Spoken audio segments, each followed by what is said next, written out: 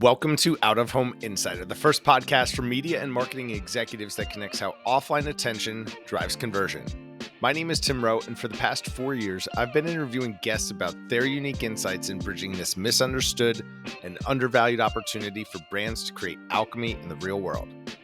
Did you know that the real world is more targeted than the internet? It's true. Because of privacy restrictions for ads online and the way that data is collected for offline purposes, the real world is now, and frankly always has been, more deterministically targeted than the internet. But how does it all work? And how do you communicate that same investment confidence to brands considering going offline for the first time? Why does GPS exist on cell phones? And where's the future of location marketing going, with more than 50% of the population using ad blockers or VPNs, and a cookieless future that's imminent, which is why today's guest is Dan Hight.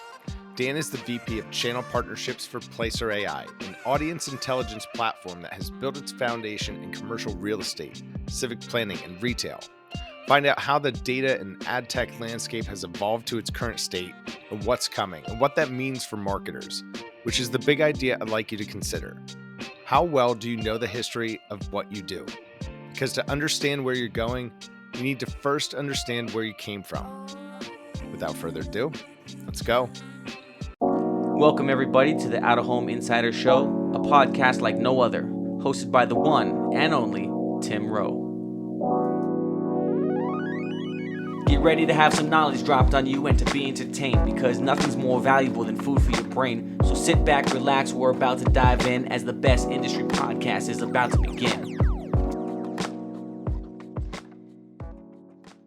The global market for location-based marketing services was estimated to be worth about $46 billion in 2022, and it's anticipated to grow to $232 billion by 2030, or about 20 cents on the marketing dollar, being enabled largely by these cell phones in our pockets. But with ad blockers being used by almost 1 out of every 2 people, VPNs growing in popularity, a cookieless future, things obviously have to change, and they are changing daily. But to understand where we're going, we have to understand where we came from. So today we're going to explore why GPS exists in the first place, how the use case continues to morph for marketers and location-based marketing, and what the future could look like. Dan, thanks so much for being here. Tim, thanks for having me. Absolutely. Maybe give folks a little bit of your origin story, some background on Dan. I see the great superheroes behind you, and superheroes all have great origin stories. So maybe give folks yours. Where do you come from, and what are we going to be talking about today? Wow, that's a big story, Tim. I'm not sure we have time for all of that on the podcast, but I'll condense and give you the Cliff Note version. So I'm Dan Hight, Vice President of Channel Partnerships here at Placer. And we're a location analytics platform it's much broader than that. We're really providing true market intelligence for anything in the physical world, and that starts with commercial real estate to now advertising. We work with cities and municipalities, airports, you name it, kind of working with them. My background from a location perspective starts way back when I was at Nortel Networks, which built basically most of the technology that cell phone companies use today to communicate. So it was really the backbone of the internet, the backbone of cell phone communications. So I started to understand how the cell phone industry actually worked. And then from there, I went to Verizon. And Verizon at the time was a very large publication of Yellow Pages. That was my entry into the advertising ecosystem. Back when Google was just kind of starting out, and Yahoo was the number one search engine, and Microsoft had kind of their own platforms, which now have come kind of full circle in that world. That's where I first got my foray into advertising. And this was just the auspices of search. And then from there, went to XAD, which was a pioneer in kind of location-based, geo-targeted ad campaigns on mobile phones and building location-based audiences, and kind of saw, that whole rise of that entire industry, which then rebranded itself to Ground Truth. So that's when I first started to understand how location-based targeting technologies worked. There's a lot of different players that were in that space. And then from there, started doing some consulting in the space, spent a lot of time in the out-of-home ecosystem. I was on the board of the Digital Place-Based Advertising Association. Sure. That was the original location-based ad, if you will. I mean, these were boards on poles, and then place-based. Signs on sticks in the ground, Signs right? on sticks. I mean, that's what it was. And so there was no easier extension from a geofence campaign than somebody who inherently understood the value of a location-based ad. Broadcast radio or broadcast TV, a location to them was a DMA or a metro area. But right. Out of home certainly understood the value of location. It was all location, location, location. So it was a very easy complement to that. And so worked with a lot of companies kind of in that space. And then started doing some own consulting and advising on the side, did a lot of stuff in the out-of-home space. But then I worked for a company that was building the next generation of GPS. So my original foundation of understanding location-based technology from kind of an ad tech perspective, thought I knew a lot about location. I realized I was just scratching the surface of how location foundationally actually worked. This team put the very first GPS receiver ever on a cell phone. And so understanding the fundamentals of how the GPS technology works, how the chips within the phones work, how all the location ecosystem works. I got a true, I would call it an ad tech anyway, version of a PhD of how location works. So now fully understand it. And you kind of mentioned something in the beginning of like, we kind of take for granted. I took for granted before I even started. I was like, GPS just existed, on our phone. Sure. And it gets we the just pizza started here. Yeah, we just started seeing the evolution of some of that stuff. And I really stopped and thought, why does GPS actually even exist on our phone?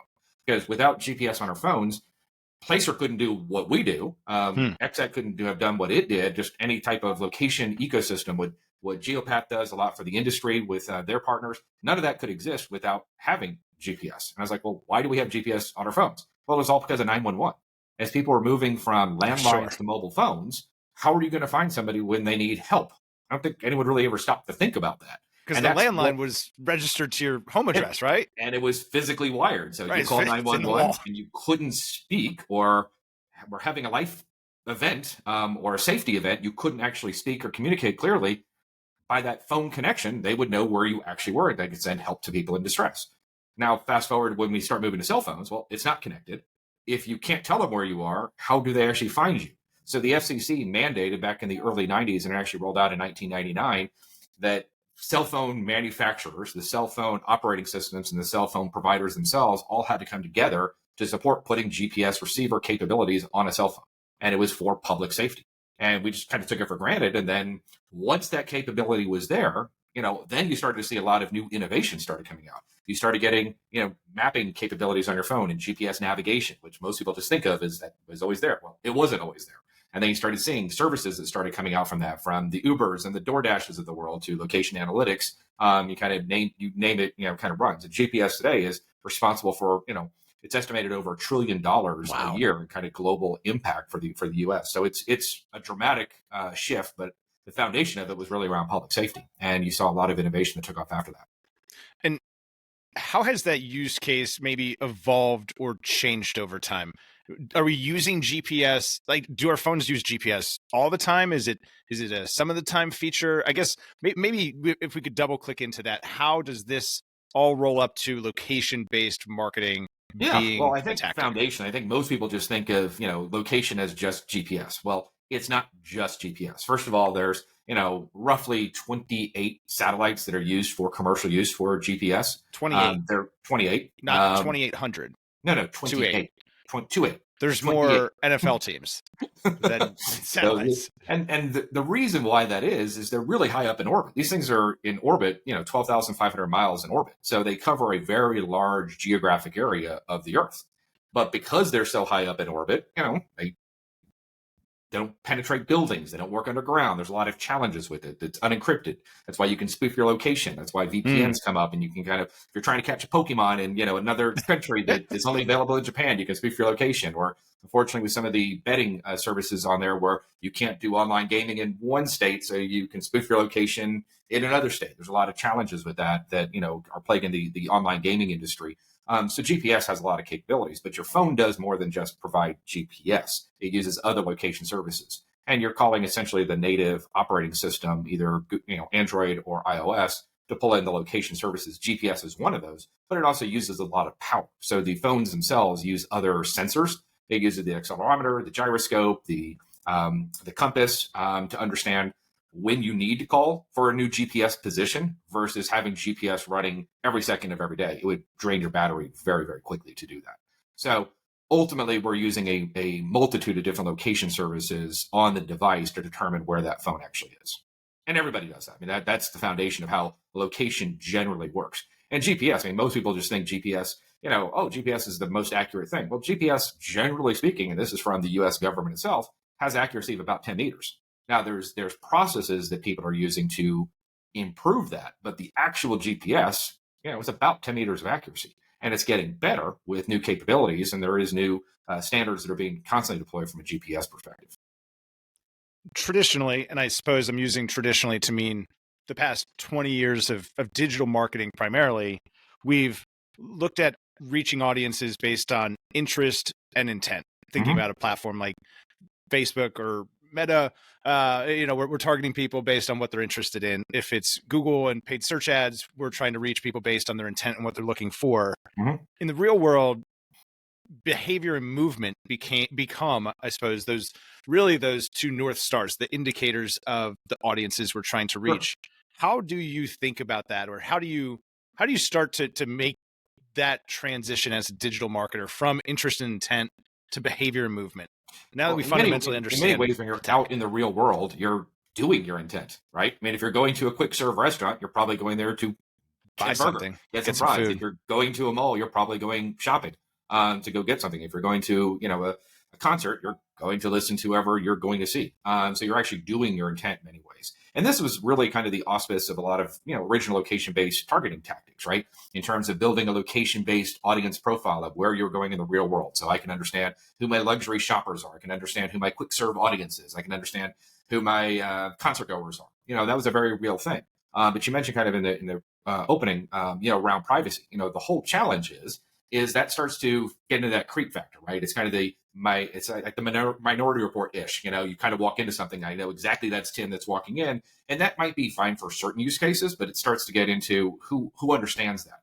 And that's one of the things that, from a placer perspective, that we've really looked at from the very core of placer with what our original intent was, which was, we focused initially on commercial real estate. So it's not so much that I'm trying to understand who Tim is specifically and where Tim is going. I just want to understand the number of people that are going into a certain location. So it's really trying to understand what is the right shopping tenant to go in a shopping center. So if I'm a CBRE or a JLL or a Cushman and Wakefield and I own the shopping center, who's the ideal tenant that I want to put in the shopping center? So it's more about what place is going to do well there versus who that person specifically is. And in many ways, that was kind of the bedrock of what Placer started with. And it was really kind of that aspect. And then I was working with retailers on building a new location or looking at acquiring a new location. Where should I go? What shopping center should I go? Or unfortunately, because of economic conditions, maybe they're looking at divesting a location. All things being equal, what stores should I divest? What competition has changed so I can look at my portfolio and better manage it? And then because of the privacy changes that you noted, again, we've been hearing about the death of third-party cookies for quite some time now, and a lot of ad tech companies have been preparing for the cookie apocalypse, as we've been talking about, and that seems to really be coming to fruition now. And whether it's from GDPR type regulations or CCPA, the aspects of privacy is going to get more stringent, not less stringent. There's also an awareness now that consumers have, and certainly Apple has been probably, at least from an ecosystem perspective, pushing that a lot more because they don't make advertising directly or money from advertising directly. It's more indirectly through the App Store, where Google, obviously, from a platform perspective, they're an advertising based company for the most part. But certainly consumers are more aware of it now, and kind of that creep factor. And I want people to really know that, not know that.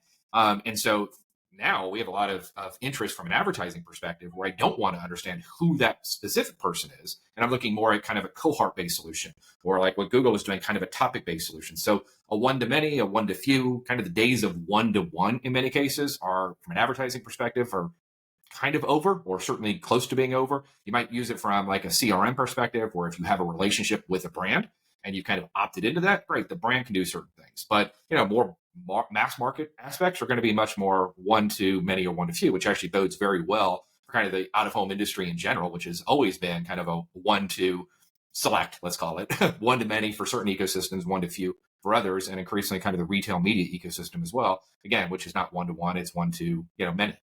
I think what brands are seeing too from this over optimization, the deprecation to targeting data, and some of those feedback loops is that we're really missing out on the efficiency of new reach and getting new eyeballs, and maybe have reached a point of saturation with a specific audience, or are over optimized, and just introducing more new awareness. Could your business benefit from more people knowing about you? Yeah, Probably no, the answer is yes. yeah, and it's probably somewhere in between. I mean, we're not going to go back to the Don Draper days of advertising per se, but it's not going to be like I put $1 in, I can see every single nuance approach that comes out of it. Google and kind of online advertising certainly helped to usher in a whole new measurement capability. But to your point, in some ways we kind of over optimized and trying to get so efficient in the advertising, we kind of got away from building brand awareness and how you actually do that in an effective manner, and kind of understand that I'm going to allocate a certain amount of marketing to my advertising overall,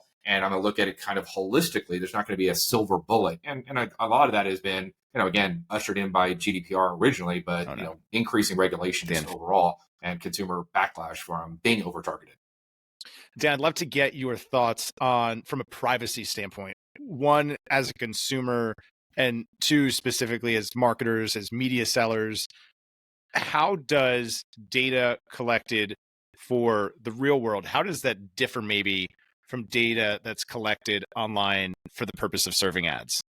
That's a great question. So historically, right, we were thinking, you would cookie your website, right, and you're dropping breadcrumbs on and trying to understand kind of the journey that people were taking online.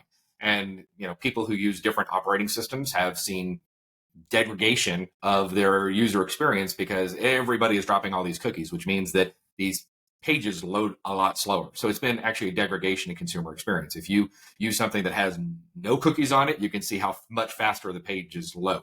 So it's been one of these taxes, if you will, in terms of consumer experience. But marketers, obviously want to get the intelligence of, what does Tim like, or somebody like Tim, because they're trying to obviously, do it. And at the end of the day, making content is not cheap. We're going to have to pay for it one way or the other. And ads obviously have been historically a great way of subsidizing the creation of content.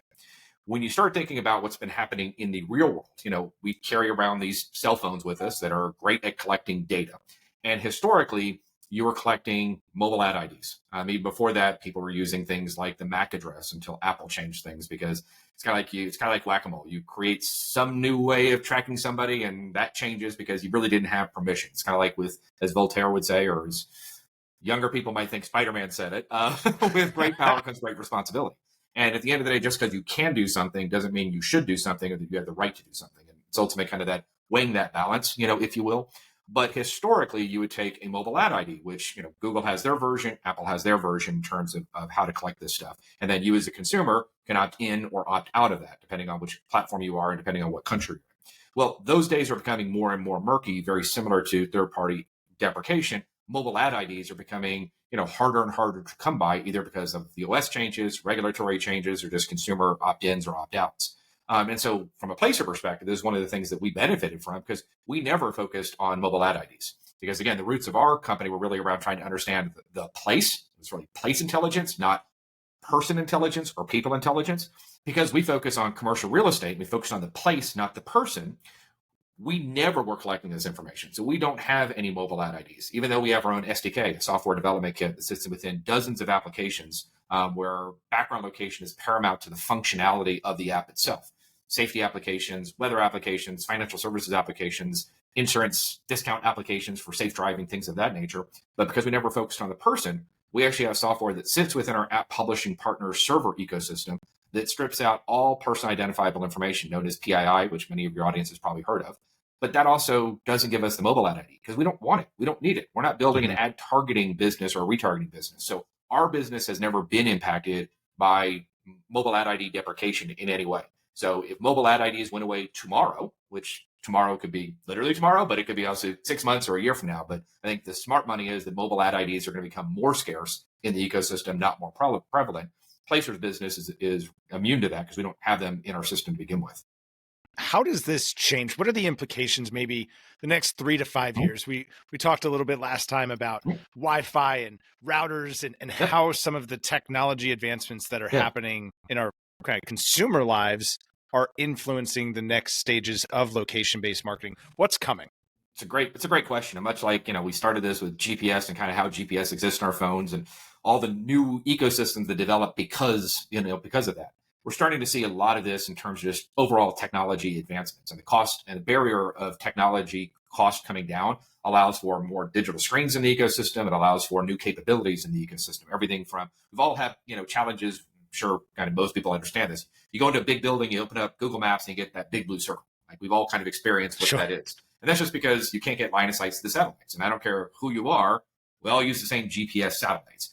But increasingly, there's more technology that's being developed. And again, location-based marketing and location-based analytics will be the beneficiaries of this. Maybe not the reason that it happens, much like GPS on a phone was for 911 reasons. We benefited from that capability. But things like Wi-Fi. So today, I have in my own apartment, you probably have your own house, you have a Wi-Fi router in your house. Sure. You have two different channels of that. You have a 2.4 gigahertz spectrum and you have a 5.0 gigahertz spectrum. Why? Because there's more data transmitted in the Wi-Fi spectrum than all other spectrum combined globally. It's massive. Well, Wi-Fi is great for that use because it has a limited range, right? If you go outside, if you go too far away from your house, you lose connectivity to your router, right? I know right where it is. 10, I can see it. It's the right, spot right there. Yeah. Right. If you go about, 10 meters, or for us English people, US people, 10, 30 feet from your house, you're probably going to lose Wi-Fi connection. Why? Because it has a very short range, but it can pack a lot of data on that.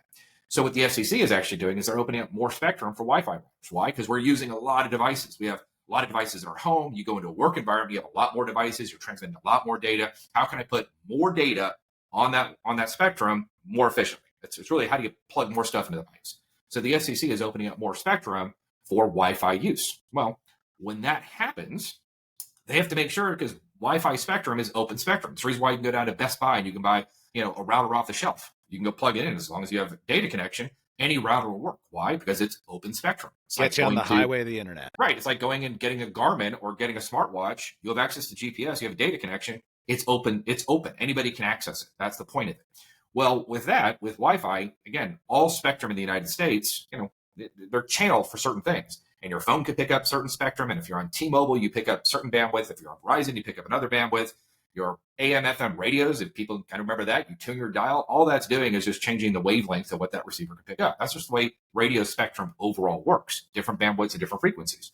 Same thing happens with this. They just have to make sure nobody else is using it. So for the first time, and this is a long-winded answer, but for the first time, the routers themselves will have to know where they are. Oh, wow. In an X and Y, latitude, longitude, and a Z coordinate. X, Y, and Z, the routers will have to know in order to benefit from the use of this new spectrum that the FCC is opening up.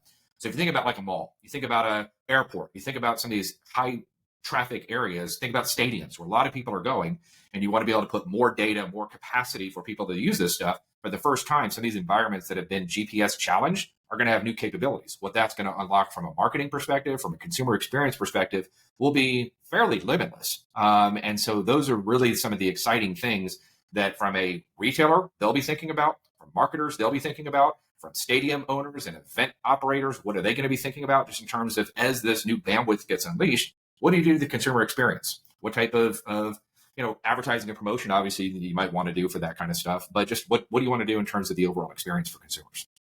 How does that maybe bring this full circle? How will technology advancements like that influence platforms like Placer?